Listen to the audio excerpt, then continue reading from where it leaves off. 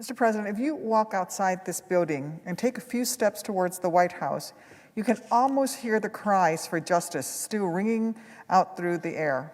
You can almost still smell the tear gas lingering over our nation's capital.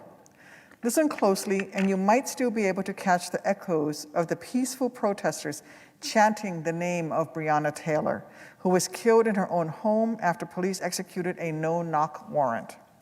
Or the name of George Floyd, who was forced to beg for his life until he couldn't beg any longer, held down under the knee of a police officer who swore an oath to protect and serve.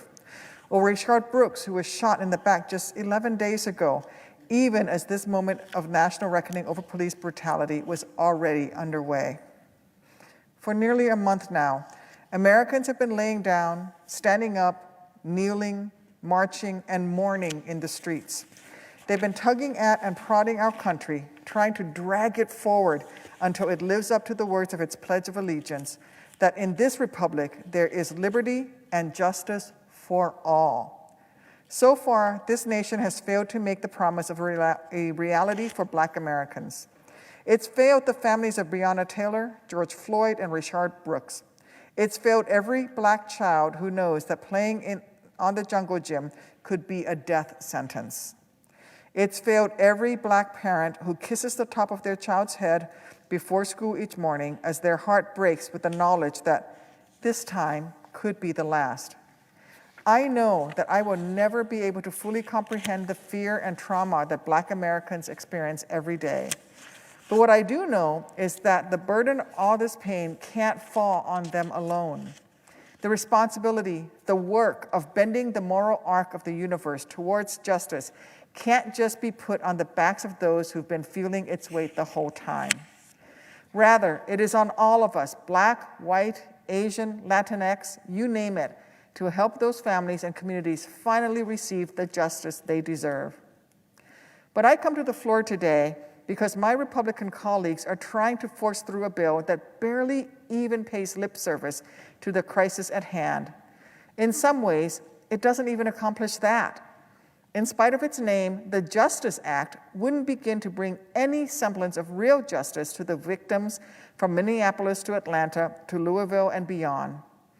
It should be obvious by now that epidemic of police brutality won't be fixed by some Band-Aid bill.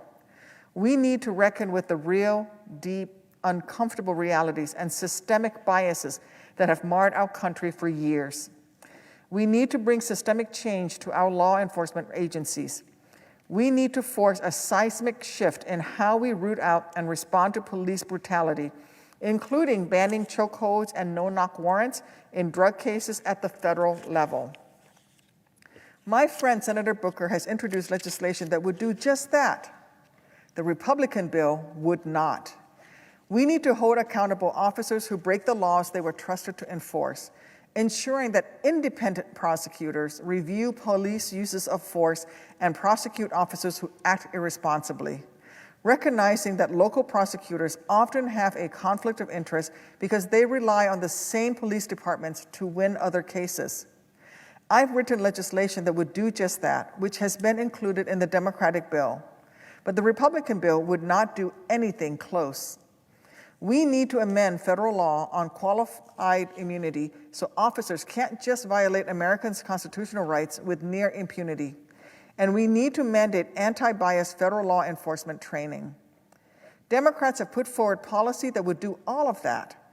The Republican bill refuses any such attempt at accountability and wouldn't even ban racial profiling. It comes down to this: real justice, real accountability requires these reforms.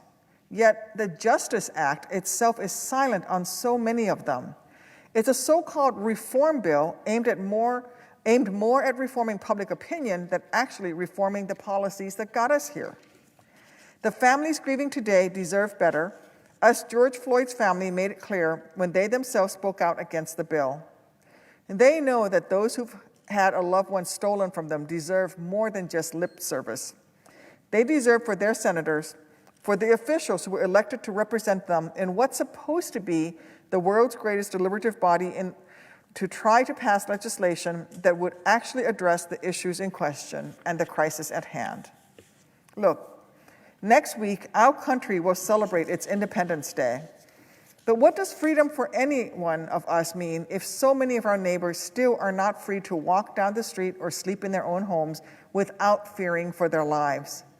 Until every Black American can breathe without a knee on their neck, no American should feel as if we're truly able to take a breath ourselves. The Republican bill that we are expected to vote on tomorrow isn't just a disappointment. It leaves Black Americans in unnecessary danger, and settling for lip service when lives are at stake isn't just inadequate, it's cruel too. And with that, I yield the floor.